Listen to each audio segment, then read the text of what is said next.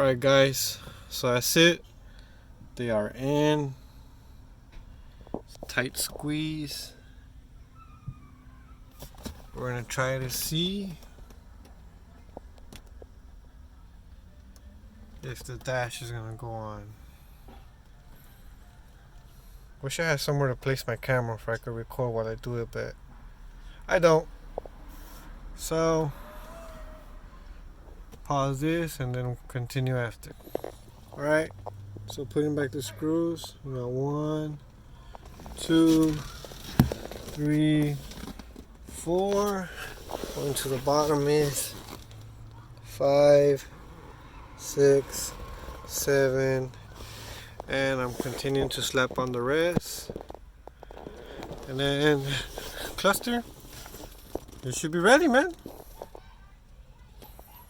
Well, thank you for watching. Hope you guys enjoy my video. Sorry for the quality. This is my first video. Only reason I'm doing it is because there's no Chrysler 5th Avenue videos for speakers out there at all. This is my 5th, all OG, the sunroof, got the luggage rack on there.